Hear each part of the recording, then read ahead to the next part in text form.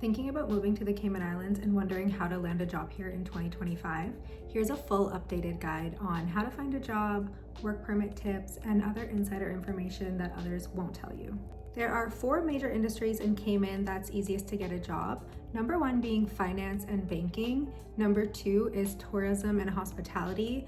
Number 3 is construction, and number 4 is healthcare. There are definitely a large range of other jobs available as well. These are just the 4 main categories that you can easily find a job here in the Cayman Islands. If you're a digital nomad and then just looking for a beautiful tropical place to live and work, Cayman does offer a digital nomad visa as well, but this is not easily obtained as all of your income sources need to come from off island and you need to make a minimum of $100,000 per year. One thing that I've noticed is post-pandemic, the tourism and hospitality industry here is booming. There are so many new hotels and restaurants and customer-facing roles available. There's just so many opportunities in this field.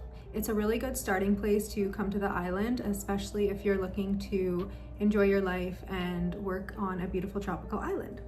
A few different resources to help you find a job. Number 1 is EK Trade. You can find lots of job postings on here, and you can also find apartment rentals and other community events as well on this website. So this will help you to secure a job and also get involved in the community here. Number 2 is Facebook. There's tons of Facebook groups and job postings on Facebook for Cayman Islands, so this is definitely a good resource to check out. Number 3 is Cayman Resident. There is so much valuable information on there. They can show you a list and directory of different companies. Also available on the Cayman Resident website, they have some job agencies, so you can check out those job agencies and maybe get in contact with them, and they can help you with jobs for more specialized fields, including banking and finance and construction and healthcare as well. Another one is LinkedIn. There's tons of jobs posted on LinkedIn that you can find here in the Cayman Islands. Number 5 is going on resort websites directly. Many different international companies are here in the Cayman Islands, including Ritz-Carlton, Westin, Marriott, Hotel Indigo, also the Hampton by Hilton. So there's opportunities for you to transfer if you're already working at one of these major companies in the United States or Canada. And also you can just apply on their website if you just have hotel experience prior or restaurant experience prior, you can get jobs at the resorts as well. The work permit process is actually very simple to come here. You need to fill out paperwork. It's just a few pages of personal information. Then they're going to ask you to get a police clearance from the place you've lived for the last 6 months. And also you're gonna need some headshots, basically like passport size photos to put with your application. If you're doing a temporary 3-month permit, it doesn't require a medical examination. This is what a lot of employers use to get you to the island quickly.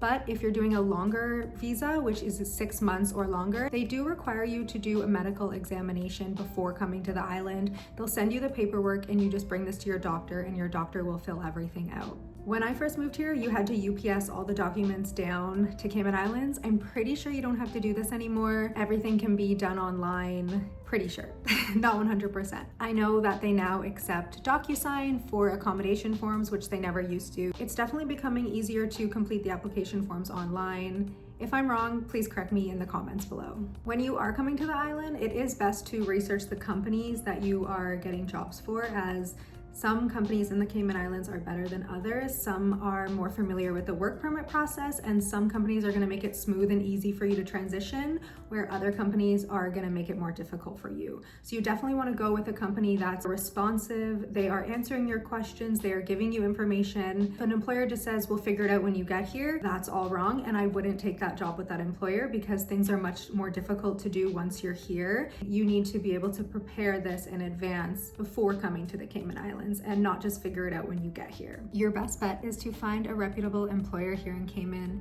Some employers will even pay for accommodation when you get here. Some will give you a car rental. Some of them will really set you up for success, and then others you need to figure everything out on your own. You need to get your own accommodation, your own car, you need to find your way around, and it can be a little bit more challenging. So definitely best to find a company that's gonna help you with the transition process to moving here. A lot of people have different experiences when coming to work and live here in the Cayman Islands.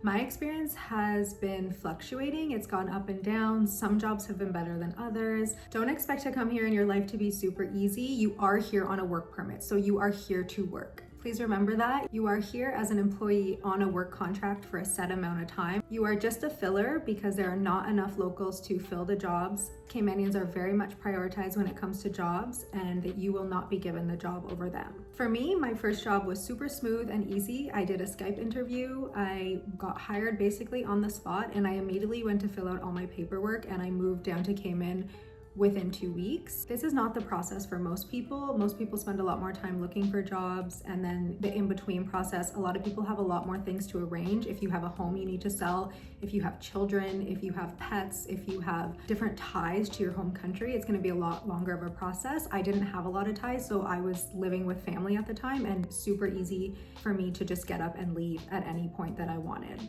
So this might not be your experience. It might take you a few months to get down here, but if you're ready to go now and you don't have any ties, you could be down here within 2 weeks. It's really important to just be flexible and to be patient. Definitely, if you're waiting for a response, don't hesitate to give a follow-up. They might have received your first email just at the wrong time, and maybe a quick reminder that you're still interested in the position, and maybe something has become available in that last week or two that wasn't available when you first applied. So just keep trying, don't give up. There are many, many opportunities here in Cayman and also in many other Caribbean countries. I have friends who were living in Bahamas, people who are living in US Virgin Islands, Bermuda, many other places where you can also live and work here in the Caribbean. Before you accept a job here, it's also very important to understand the cost of living. Rent is going to be your number one expense here. Just a bedroom in a 2-bedroom apartment generally starts at around $1,100 to $1,200 per month. So obviously you do have the option to room share and split that in half, which a lot of people do that live and work here. But personally, I like to have my own space, and you have to pay a little bit more for your space and privacy here. Also, the cost of groceries is a lot more expensive than it is back in Canada or United States. So this is something to keep in mind. Definitely it is still doable, and also saving money on taxes will help you to have a little bit more money to spend on groceries and other things like that. If you're working in finance and banking, you can make a ton of money. Other jobs like retail and hospitality, tourism, not as much so. There's definitely opportunities to make more money in these fields, but definitely the higher paying jobs are in finance and banking here. The construction, tourism, hospitality, those are going to be a little bit more low paying. I would say healthcare as well is probably better paying, but I actually don't know anyone that works in healthcare, so I'm really not sure. So just a couple extra tips to help you succeed. The island is very small. It takes about 1.5 hours to drive from one end of the island to the other end of the island, and there are 80,000 people here. You will constantly run into people you know. Do not burn your bridges. Do not be difficult to work with. Just be hardworking and understand that you are down here to work, and that is your purpose here. Obviously, you have your days off and you can enjoy those days off and do what you please. But at the end of the day, it is very discouraged and frowned upon to job hop here and to burn bridges, as everyone knows everyone, and it's not a good idea. Being punctual, being professional, and being a good communicator will go a really long way here. It could take you weeks or months to find the right role here, but once you do, and once you make the move, I guarantee you're gonna be super happy with your choices. I love living here. It is so beautiful. It is so clean. It is so safe. It is just honestly more than I ever could have imagined. I always knew that I wanted to leave Canada, but I didn't know that I would find such a beautiful place to live and work. I've lived here for 7 years and I am still in love with this island.